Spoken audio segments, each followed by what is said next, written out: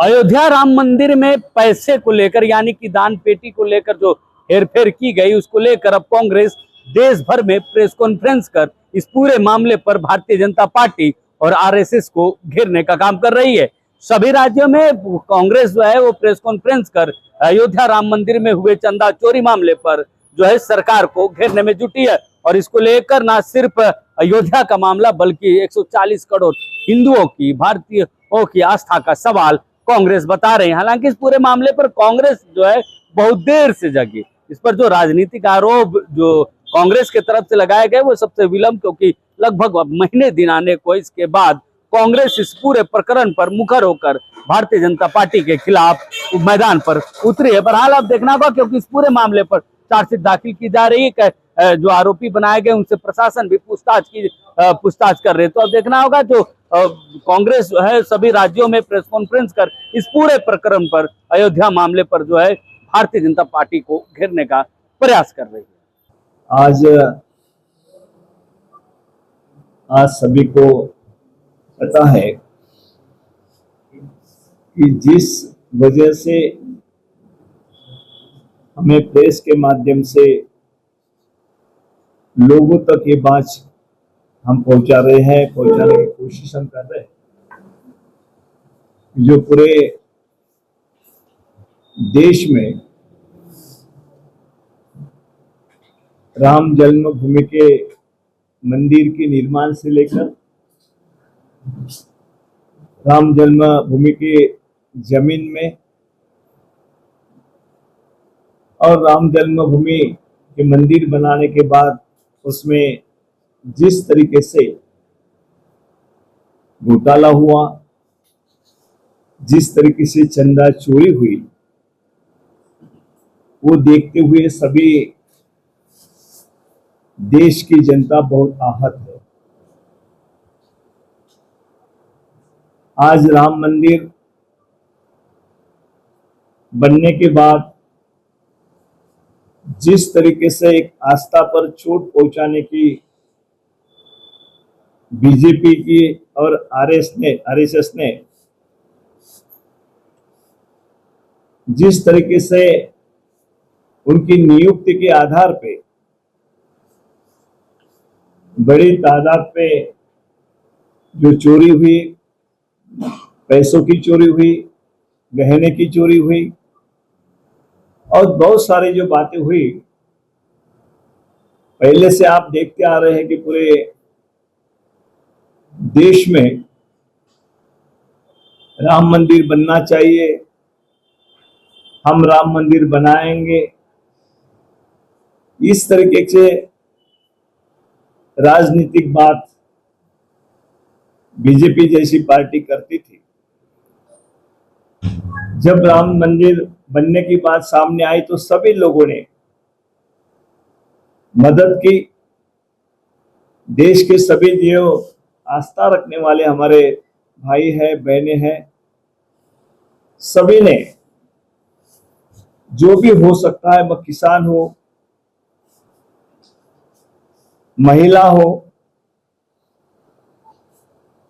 या एक गरीब आदमी हो, गरीब से गरीब आदमी हो, जिनकी आमदनी बहुत कम होगी लेकिन उनकी आस्था थी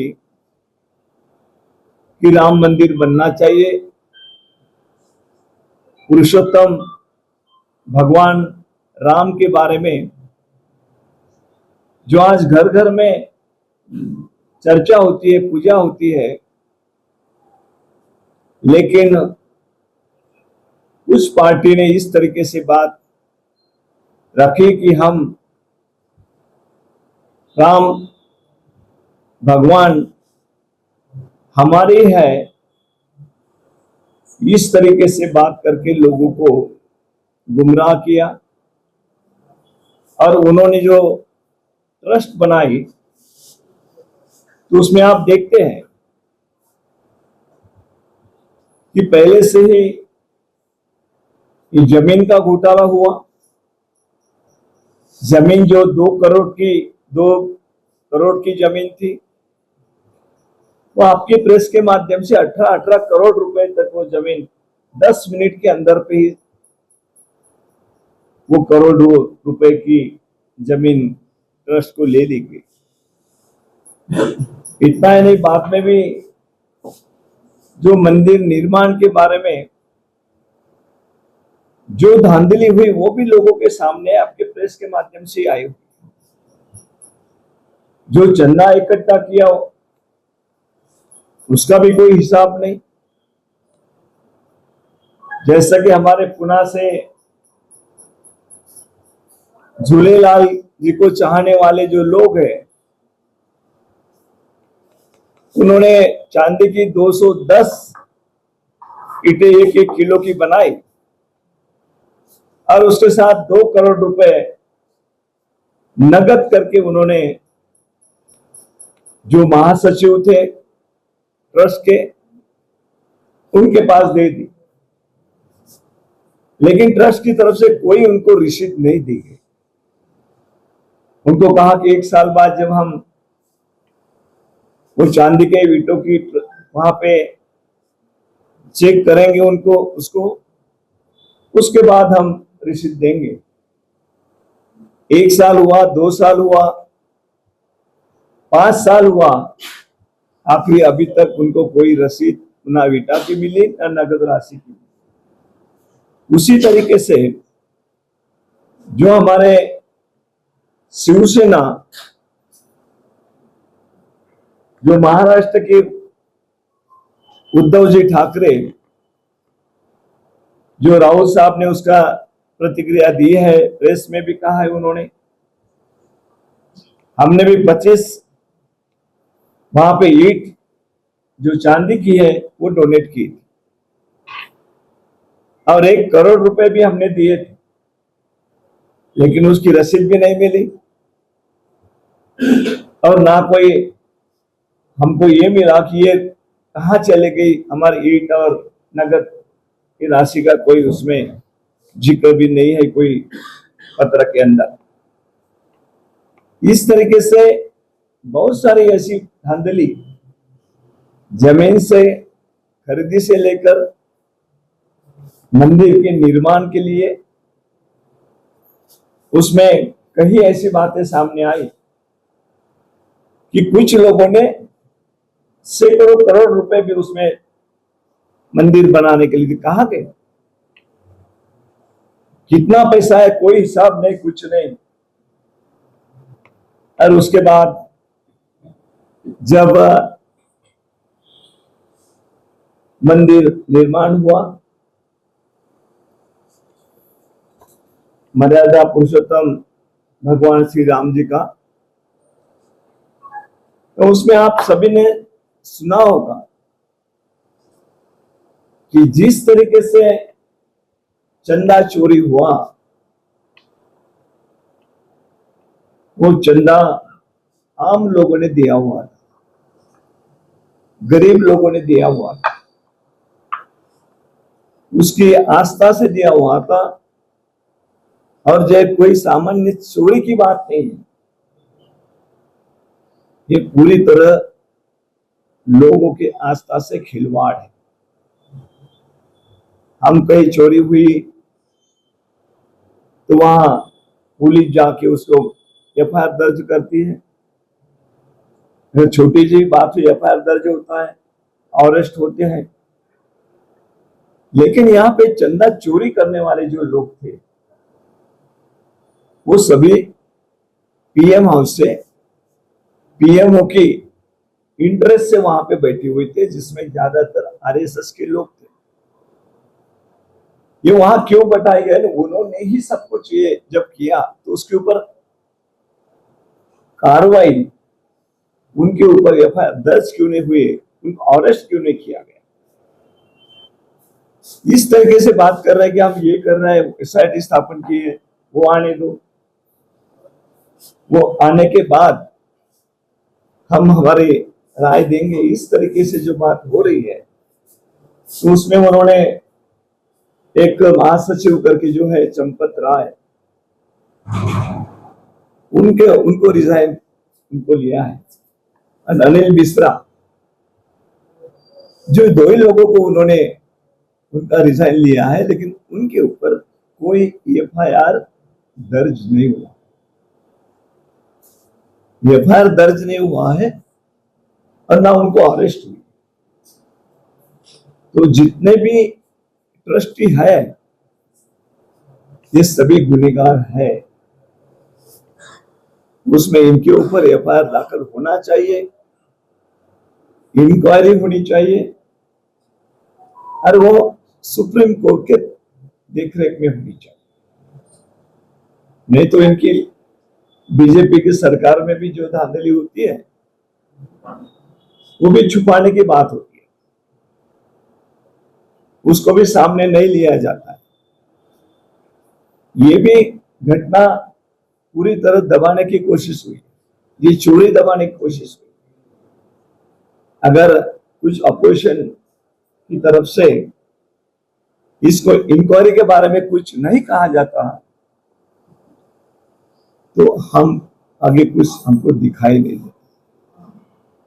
आज में उन्होंने चंपतराव अनिल मिश्रा को ट्रस्ट से बाहर किया,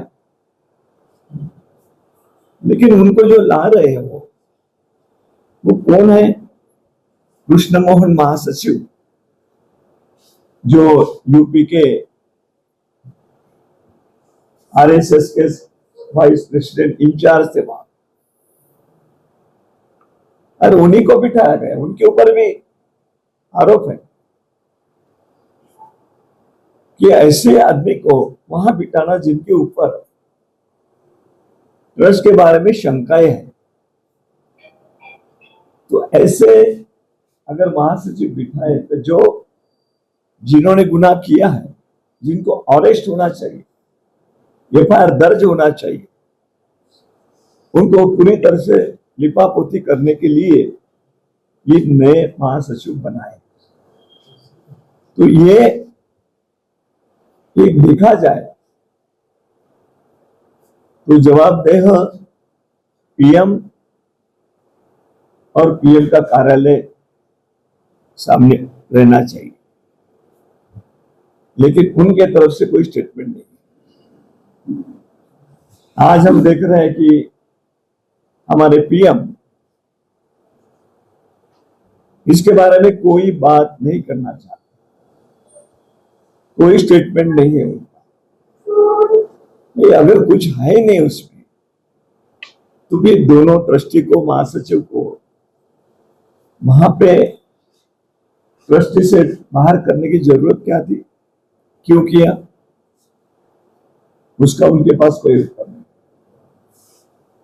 अगर ये पूरी बात आप अगर समझते हैं तो मैं समझता हूं कि डायरेक्ट पीएम के ऊपर, पीएम कार्यालय के ऊपर ये आक्षेप जाता है। जल्द से जल्द उन्होंने पूरी जो ट्रस्ट है जो बनाई है उनको बर्खास्त करना चाहिए और एफआईआर उनके ऊपर दाखिल करना चाहिए। इंक्वायरी जो है सुप्रीम कोर्ट के देखरेख में करनी चाहिए। नहीं तो बहुत सारी बातें ट्रस्ट के बारे में बाहर आ रही। एक तो प्राइम मिनिस्टर के ऊपर, पीएमओ के ऊपर, आरएसएस और बीजेपी के ऊपर, क्योंकि उनका एक ही मकसद रहता है, इससे फायदा हमें कैसा पहुंचे। बीजेपी हर लगातार कोई भी चुनाव आए तो हिंदुओं का नाम लेके हमें आस्था है मंदिरों से, भगवान से, इस तरीके की राजनीति करते। लेकिन अक्सर में देखा जाए तो उसके पीछे क्या है? सिर्फ लोगों को गुमराह करने की बात इन पार्टी की तरफ से रहती है। लेकिन ये कोई निजी संपत्ति नहीं है, ना बीजेपी की, ना कोई वहां पे किसी की प्रॉपर्टी नहीं है। ये पूरे हिंदुस्तान के 140 करोड़ जो जनता है उनकी आस्था, विश्वास, श्रद्धा पुरुषोत्तम भगवान रामचंद्र जी के ऊपर है और उसका फायदा पॉलिटिकली उठाने का प्रयास बीजेपी की तरफ से हर वक्त किया जा रहा है। लेकिन अभी गांव गांव में चर्चा हो गई कि हमने चंदा दिया था, क्या कहा, क्या गया, कहां गया, इतना सारा पैसा हमने दिया कहां चला गया। तो ये जो लोग हैं भगवान के नाम से राजनीति करने वाले, उसका चेहरा लोगों के सामने आ गया। इतना होने के बाद भी वो उनके ऊपर कार्रवाई नहीं करना चाहते, क्योंकि वो जुड़े हुए हैं उनके पार्टी से, आरएसएस से, विश्व हिंदू परिषद से, इसलिए उनको उनके ऊपर कार्रवाई नहीं करना चाहते। लेकिन आपने काफी प्रेस के माध्यम से लगातार ये किया है, तो हमारा एक ही कहना है कि इसमें अगर आपको ये लगता है कि कुछ नहीं हुआ है, कुछ स्टेटमेंट आए हैं, कुछ ट्रस्ट के भी आए हैं, तो इसमें सीधा सीधा एफआईआर दर्ज करना चाहिए, पूरी इस ट्रस्ट को बर्खास्त करना चाहिए और सुप्रीम कोर्ट के निगरानी में इसकी इंक्वायरी करना चाहिए। ये अगर होता है तो हम समझेंगे कि ये सही हो रहा है, लेकिन आज भी कल चलकर उसमें से कुछ निकलेगा नहीं, तो ये बहुत बड़ी चोट भगवान राम के प्रति आस्था रखने वाले लोगों पर